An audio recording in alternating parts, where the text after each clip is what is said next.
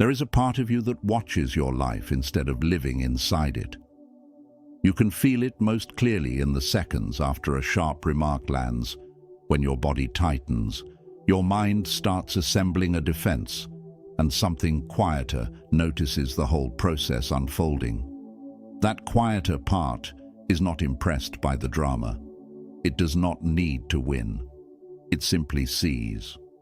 Most of your suffering begins when you forget that observer and collapse into the first story your nervous system offers.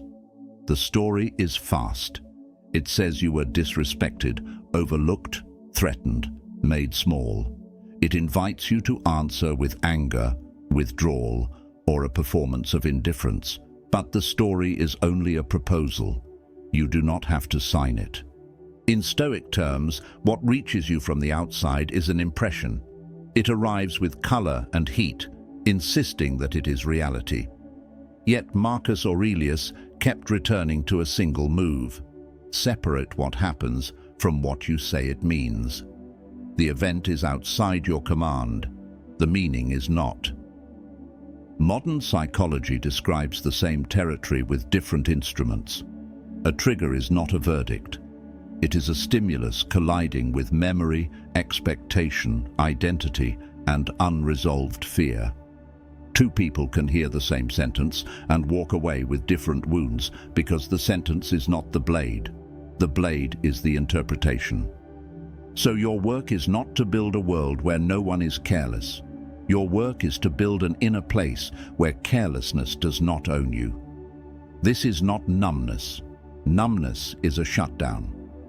What you are aiming for is clarity, the calm recognition that your mind can be loud without being right.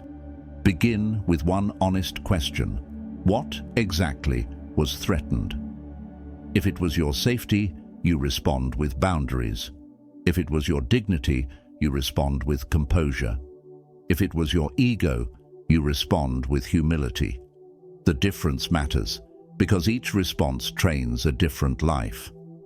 The observer in you is not a mystical idea. It is a skill you can strengthen. Every time you notice the surge before you obey it, you widen the space where freedom lives.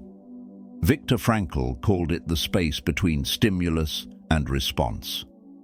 The Stoics treated it as the doorway to virtue. Right now, you may feel that this space is too small to matter. You may think you are simply the kind of person who reacts, but that belief is itself an impression, and it is not guaranteed to be true. Your reactions are patterns, and patterns can be rewritten. You will still hear the insult. You will still see the dismissal, yet you can learn to let it touch you without moving you, the way rain touches stone. That is not arrogance. It is emotional sovereignty, and it begins with remembering that you are the one who notices. Chapter 2. The Hidden Contract. A great deal of anger is not anger at all. It is grief for an agreement that never existed. Somewhere in you there is a silent contract that says, if you are reasonable, others will be fair. If you are loyal, others will stay. If you explain yourself clearly, you will be understood. You may never have written these terms down, but you feel the shock when they are violated. This is why disappointment can feel so personal. It is not merely that someone acted poorly. It is that they refused to play the role you assigned them in your mind. And when that role collapses, you experience a kind of vertigo. You do not just lose an expectation, you lose a map.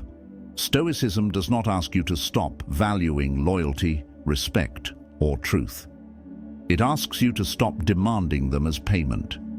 A value is how you choose to live. A demand is how you insist others must respond. The first is power. The second is a leash tied to someone else's mood. Notice how the hidden contract turns kindness into leverage. You give and you wait. You show up and you keep score. You might call it fairness, but your body experiences it as tension. That tension is the sign that your giving was not free. It was a bargain. If you want to live with steadiness, you must loosen your grip on the bargain. Not because you want less, but because you want to suffer less. When you act from principle rather than from negotiation, you reclaim your peace.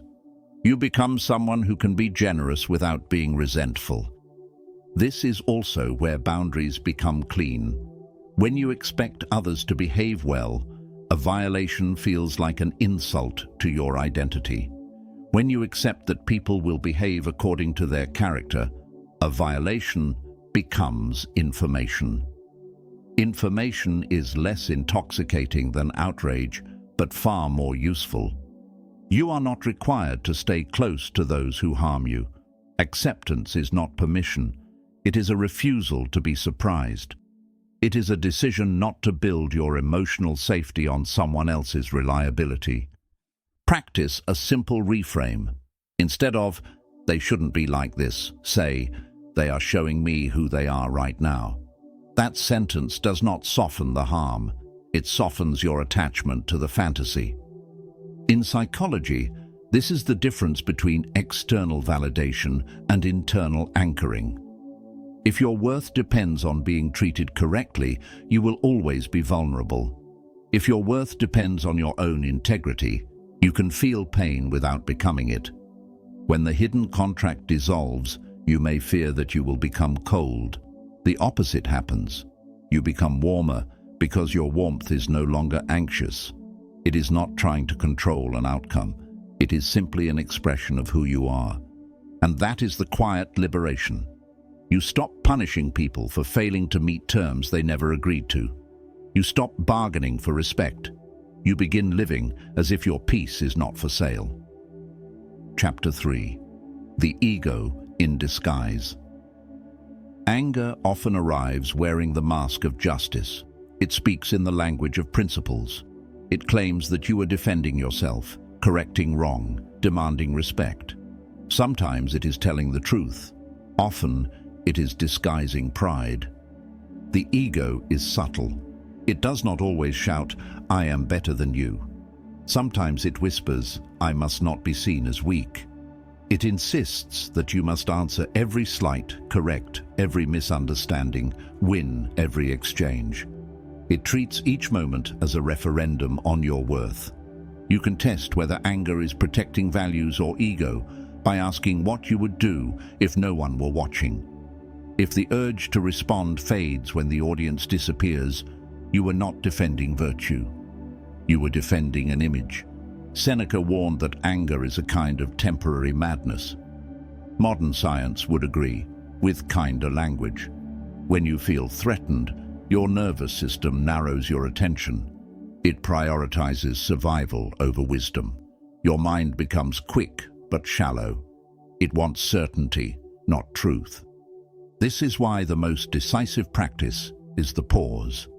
Not the performative pause where you pretend to be calm while planning revenge, but the honest pause where you admit, "I do not yet know what this means." In that admission, the ego loosens its grip. When you pause, you can see the layers. Perhaps your anger is grief that you were not appreciated. Perhaps it is fear that you will be replaced. Perhaps it is shame that you made a mistake. Anger is often the bodyguard for emotions you learned were unsafe to show. If you were taught that sadness is weakness, anger will show up instead. If you were taught that asking for reassurance is needy, anger will show up instead. If you were taught that being wrong is humiliation, anger will show up instead. The ego uses anger to keep you from feeling exposed. The Stoics did not condemn emotion. They condemned slavery to emotion. Epictetus taught that you are not harmed by events, but by your judgments about them. In a heated moment, judgment becomes a reflex. The work is to bring judgment back under your care. You do not do that by suppressing anger. Suppression keeps the ego in charge, only quieter. You do it by questioning anger. Is this about my values or my pride? Is this about safety or status? Is this about what is right or what is humiliating? As you ask these questions, you start to feel a new kind of strength. It is not the strength of winning. It is the strength of not needing to win. That strength is rare, and people notice it. They may interpret it as mystery or confidence. It is neither. It is simplicity. You have decided not to let every passing opinion lease a room in your mind. You have chosen to live from the inside out. When your ego calms, you still act. You still speak. But your words are fewer and cleaner. You do not attack to prove you exist.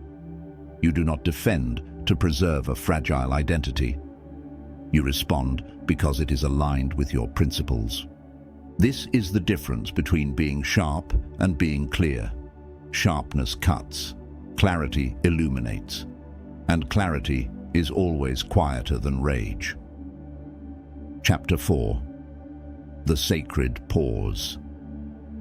There is a moment, small enough to miss, when you could become free. Someone says something dismissive. A message arrives with a cold tone. A plan changes without your consent. Your body reacts before your mind has formed words. The old pattern reaches for control. In that instant, you can practice a discipline that feels almost too simple.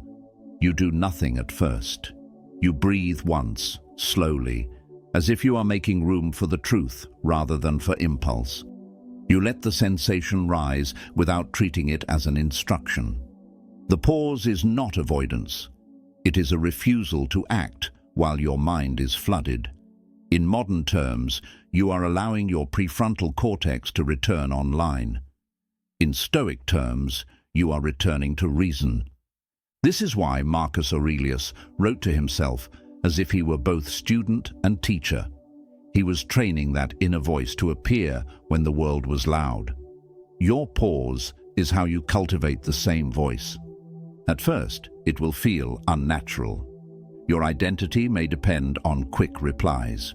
You may fear that silence means weakness, that you will lose respect if you do not answer immediately. Yet most respect is not gained by speed. It is gained by steadiness. When you pause, you gain discernment. You can ask, what is required here? Sometimes it is firmness. Sometimes it is compassion. Sometimes it is distance. Sometimes it is a simple, calm sentence. But you cannot know what is required while your nervous system is shouting. The pause also teaches you something intimate about your own mind. You begin to see the exact thought that lights the fuse. Maybe it is, they think I am stupid. Maybe it is, I am being rejected again. Maybe it is, I must not be powerless. When you name the thought, it loses its spell.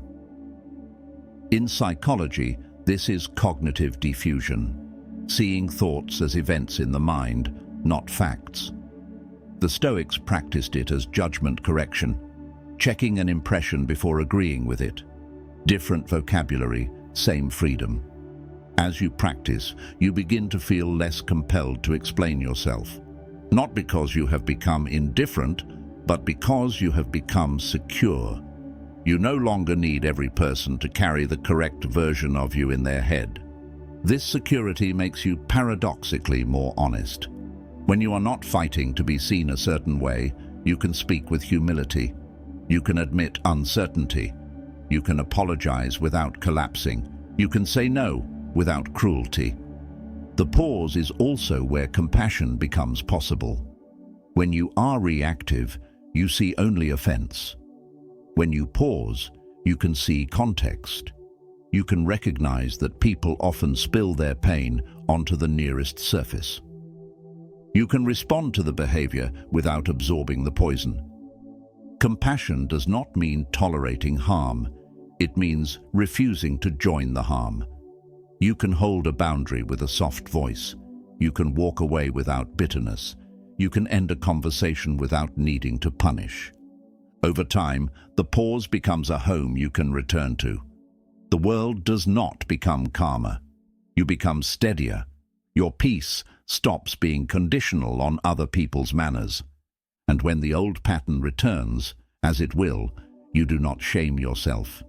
You simply notice sooner, you pause sooner, you recover faster. That is what progress looks like. Not the absence of triggers, but the presence of choice. Chapter 5. Rehearsing reality. Most people do not suffer because life is difficult.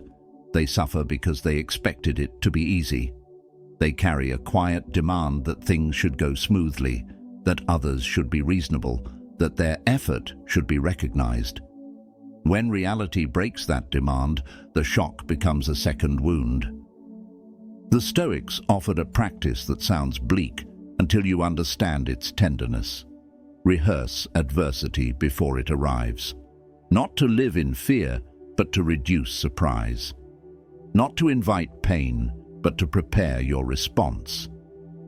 Imagine your day for a moment. You could meet impatience. You could be misunderstood. A plan could change. Someone could act selfishly. If you hold these possibilities gently in mind, you are less likely to interpret them as personal betrayals. This is not pessimism. It is realism with a calm nervous system. When you accept that friction is part of being alive, you stop treating friction as an emergency. You stop asking, "Why is this happening to me?" and start asking, "What is asked of me now?" Modern psychology calls this anticipatory coping. You do not predict the exact event.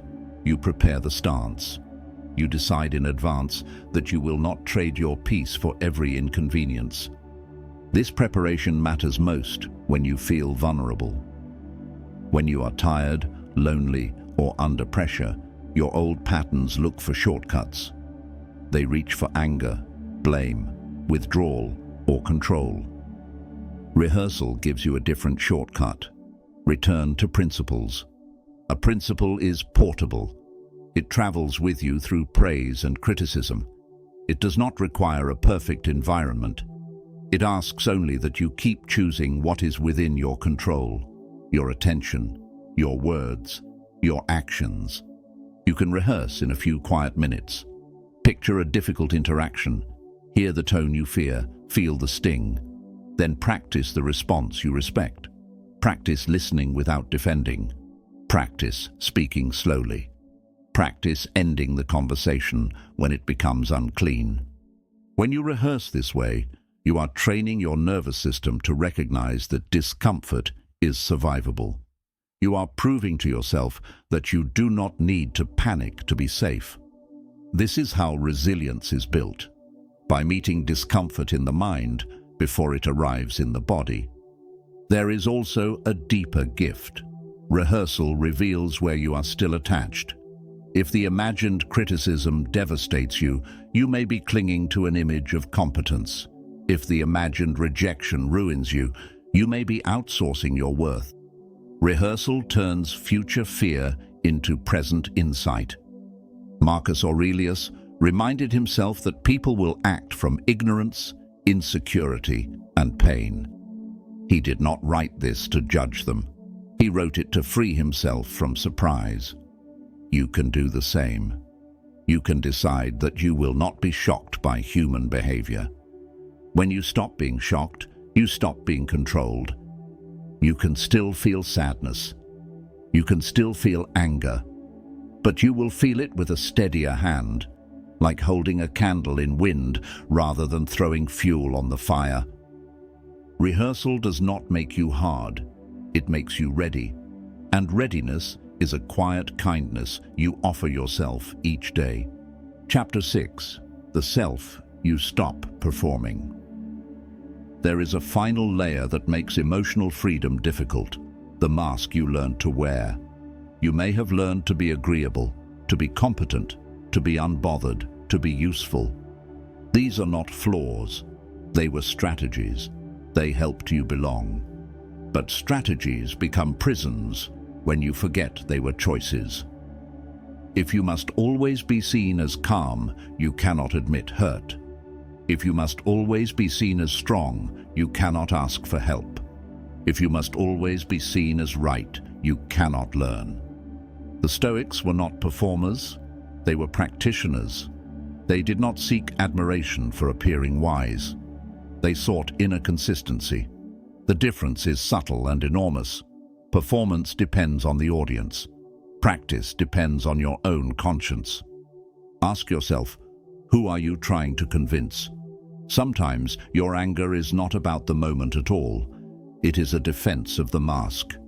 You fear that if someone sees your uncertainty, your status will fall. You fear that if someone questions you, your identity will crack. Yet the most stable identity is not the one that never cracks. It is the one that does not fear cracking. It can admit, I was wrong. It can say, I do not know. It can tolerate being misunderstood without rushing to fix every perception. This is where modern psychology and Stoicism meet again. The more rigid your self-image, the more fragile you become. A rigid image requires constant management. It demands that you control others' opinions, which is impossible, so you live tense, alert, reactive. When you loosen the mask, you reclaim energy. You stop narrating your life for imaginary judges. You start living it. You can be kind without being a doormat. You can be firm without being cruel. You can be private without being cold. This does not mean abandoning ambition or excellence. It means rooting them in truth rather than in fear. You can improve because growth is meaningful, not because you are trying to escape shame. Seneca wrote about the relief of living according to nature. For you, that might mean living according to your values without ornament, speaking when necessary, staying silent when it is cleaner, walking away from games you no longer want to play. You will notice something when you live this way. Certain people will feel less comfortable around you, not because you became arrogant, but because you stopped being predictable. You no longer dance to their moods. You no longer accept chaos as intimacy. Other people will feel safer. They will sense that your presence is not a negotiation. It is grounded. They may not name it, but they will feel the difference between someone who reacts and someone who chooses. And this is the conclusion. Emotional untouchability is not a shield you carry into war. It is a home you build inside yourself. It is the habit of returning to the observer, dissolving the hidden contracts, softening the ego, practicing the pause, rehearsing reality, and living without the mask. When the world offers you drama, you will still see it. When it offers you insult, you will still hear it. But you will not have to join it. You will be free to act from what you respect in yourself. Freedom is not a feeling that arrives one day and stays forever. It is a choice you make in small moments. One breath, one pause, one honest thought, one clean boundary. And then again, tomorrow. Chapter 7. Living Unshaken. Now you bring this into ordinary life, because philosophy that stays in your head is only decoration. The test is always the next message, the next meeting, the next unexpected tone. The goal is not to become untouchable by building a wall. The goal is to become untouchable by becoming real. Start with mornings. Before the day takes your attention, take it back. Sit for a minute and remember what is yours to govern. Your intentions, your effort, your patience, your honesty. Then remember what is not yours. Other people's moods, their misunderstandings, their impatience, their projections. This simple inventory is not a mantra. It is a map. It keeps you from trying to control weather. Then choose one principle for the day, one sentence you can return to when the noise rises. Make it plain. I will not rush. I will speak with respect. I will not trade my peace for speed. I will not be pulled into performances. When the day gets messy, return to the sentence as if it were a handrail. During the day, practice the smallest version of the pause. You do not need a perfect meditation posture. You need a fraction of a second. Feel your feet. Relax your shoulders. Let your exhale be longer than your inhale. The body cannot lie. If your body is braced, your mind will look for a threat. If your body softens, your mind can see options. When you feel provoked, do not ask first, "What should I say?" Ask, "What is the cleanest action?"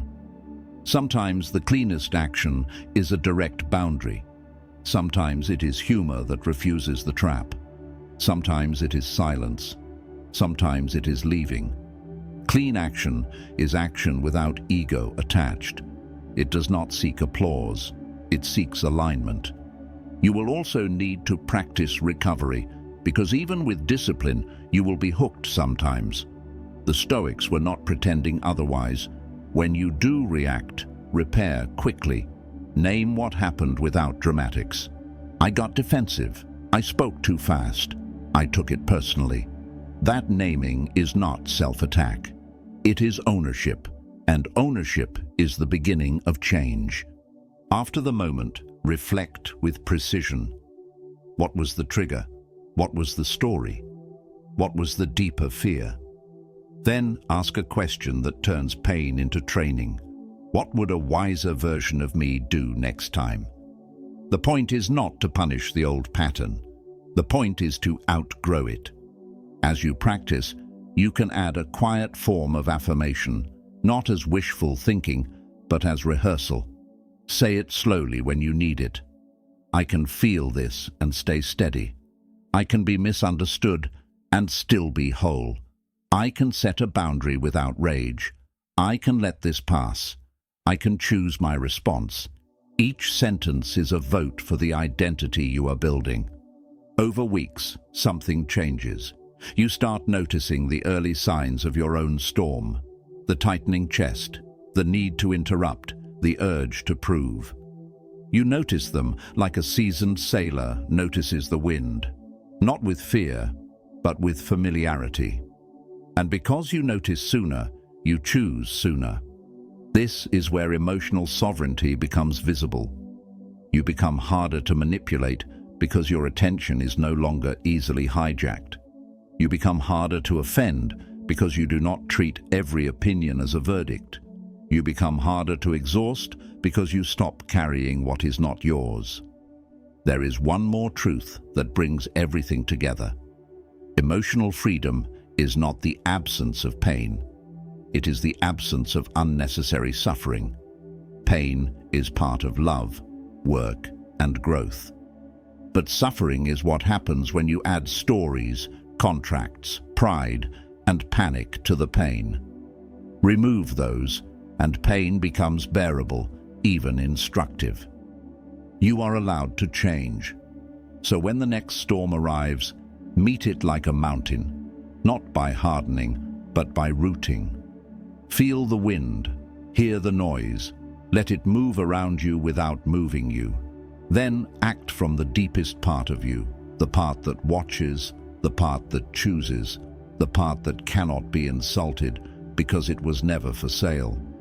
And when you forget, when you get pulled into reaction again, return gently.